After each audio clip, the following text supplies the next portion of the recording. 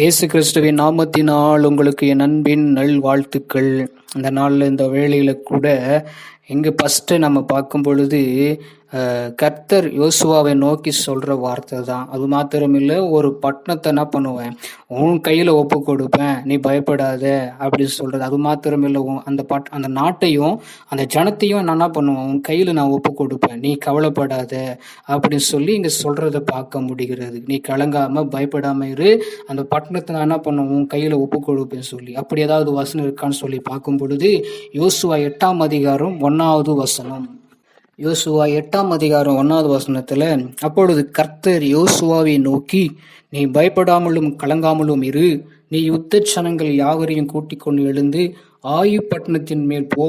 இதோ ஆயின் ராஜாவையும் அவன் ஜனத்தையும் அவன் பட்டணத்தையும் அவன் நாட்டையும் உன் கையில் ஒப்பு கொடுத்தேன். அல்லேலூயா! எவ்வளோ ஒரு அழகான ஒரு வார்த்தை இல்லை? நமக்கு கலங்கி நிற்க கொண்டிருக்கிற எந்த பட்டணமாக இருந்தாலும் சரி, எவ்வளோ பெரிய நமக்கு வர வேண்டியதை நம்ம பெற்றுக்கொள்வோம். அதை நம்ம விசுவாசிக்கணும். அதனால நம்ம அதை குறித்து பயப்படாமல் கலங்காமல் நம்ம இருக்கணும். கர்த்தர் தாமே நிச்சயமா நமக்கு ஒப்பு கொடுத்து நம்ம கையில கொடுத்துட்டாருன்னா அது நமக்கு தான் சொந்தம். அதனால எதை குறித்தும் கவலைப்படாதீங்க. ஏதோ ஒரு விஷயத்துல நீங்க கலங்கி கொண்டிருக்கலாம். அது எனக்கு என் கையில் அது கிடைக்குமா?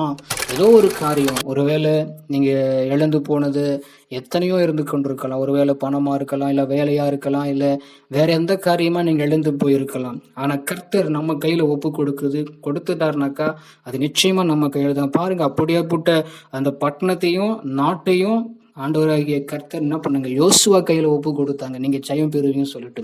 அப்ப அதே மாதிரி நம்முடைய வாழ்க்கையில நம்ம இழந்து போனது நம்ம கையில ஆண்டவராகி ஒப்பு கொடுக்கப்படும் பொழுது அது நமக்கு தான் சொந்தமாகும். அதை மட்டும் நீங்க நினைச்சுக்கலுங்க. அதனால இது நமக்கு கிடைக்குமா கிடைக்காதா இல்லை, அது கர்த்தருக்கு சித்தமா இருக்கணும். உங்க விருப்பத்தையும் ஆண்டவர் நிறைவேற்றுவார். அதனால அவர் நம்ம கையில ஒப்பு கொடுத்து அது நமக்கு சொந்தமாகும். எந்த காரியமா அது கர்த்தருக்கு சித்தமா இருக்கணும். தவறானதை கொடுக்க மாட்டார், நன்மையானதை கொடுக்க அவர் வல்லவரா இருக்கிறார். நீங்க சோர்ந்து போவாதீங்க, நீங்க பயப்படாம கலங்காம இருங்க. கர்த்தர் நம்மளை ஆசீர்வதிப்பார். ஜெபம் பண்ணுவோம். எங்களை கிருபையா நேசிக்கிற எங்கள் அன்பின் நல்ல தகப்பனே, அப்பா சோதரிக்கிற எங்களுக்கு ஒப்பு கொடுக்கப்பட்ட பட்டணமோ ஏதோ என் கையில் ஒப்பு கொடுத்தது அது எங்களுக்கு சொந்தமாக்க கொடுப்பீர். அதனால நாங்கள் பயப்படாமலும் கலங்காமலும் நீங்க வைக்க போறதுக்காக ஸ்தோத்திரம். எங்க வாழ்க்கையில பெரிய காரியங்களை நீங்க செய்யுங்க.